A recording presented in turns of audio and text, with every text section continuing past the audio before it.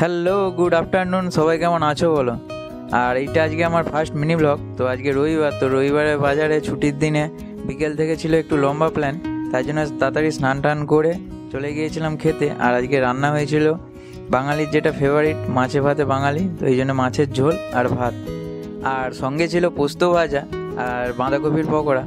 তো মাছের মধ্যে আমার মাছের লেজের দিকটা একটু বেশি ভালো লাগে, তাই জন্য মা মাছের লেজের দিকটাই দিয়েছিল আর সুন্দর করে সাজিয়ে দিয়েছিল, যেহেতু মাকে বলেছিলাম যে আজকে ভিডিও বানাবো। ভাত খেয়ে একটু রেস্ট নিয়ে রেডি হয়ে প্রথমে চলে গিয়েছিলাম বন্ধুদের পাড়ায়, কারণ আজকে ওদের পাড়ায় ফুটবল খেলা আছে। তো ফুটবল যদিও আমার খুব একটা ফেভারিট খেলা নয়, তবুও আমি গিয়েছিলাম কারণ একটু দেখতে ভালো লাগে।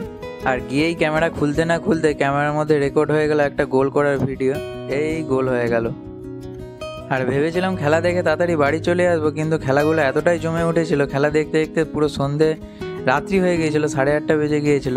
আর বাড়ি থেকে ফোন আসতে চলে গিয়েছিলাম বাড়ি, কারণ বাড়ি থেকে একটু মেলা যাওয়ার প্রোগ্রাম ছিল ফ্যামিলি মিলে, যেটা পূর্ব মেদিনীপুরের মধ্যে একটি জনপ্রিয় মেলা, সবাই জানো কেটিভি মেলা, যেটা আমাদের বাড়ির কাছেই হয়, তাই জন্য হেঁটে হেঁটে চলে গিয়েছিলাম মেলায়। আর আজকে ছিল মেলার শেষ দিন, তো এই শেষ দিনে কেটিভি মেলায় সবাই যেন আতশবাজি প্রদর্শনী থাকে, কিন্তু আমরা যেতে যেতেই আতশবাজি প্রদর্শনী শুরু হয়ে গিয়েছিল।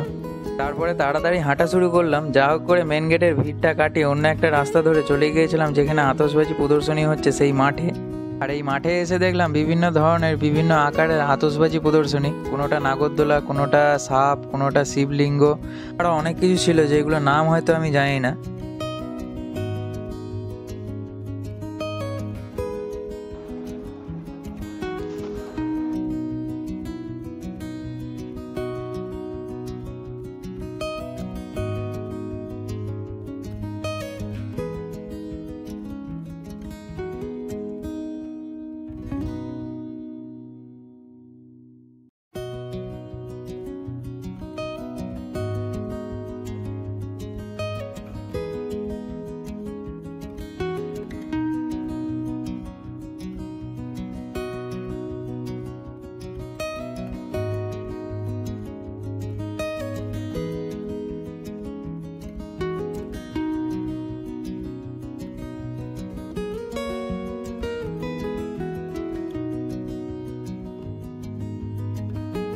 তারপর আতশবাজি প্রদর্শনী শেষ, আতশবাজিটা দেখতে দেখতে চলে গিয়েছিলাম অনুষ্ঠানের দিকে।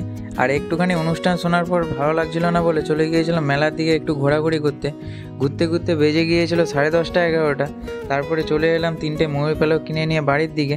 আর বলো ভিডিওটা কেমন লাগলো? ভিডিওটা ভালো লাগলে অবশ্যই লাইক করে দেবে, কমেন্ট করে দেবে আর বন্ধুদের সাথে শেয়ার করে দেবে। আর এইরকমই ডেলি ব্লগ আর মোটো ব্লগ দেখার জন্য চ্যানেলটাকে সাবস্ক্রাইব করে বেল আইকনটা অল করে দেবে। টাটা, বাই, সবাই ভালো থাকবে।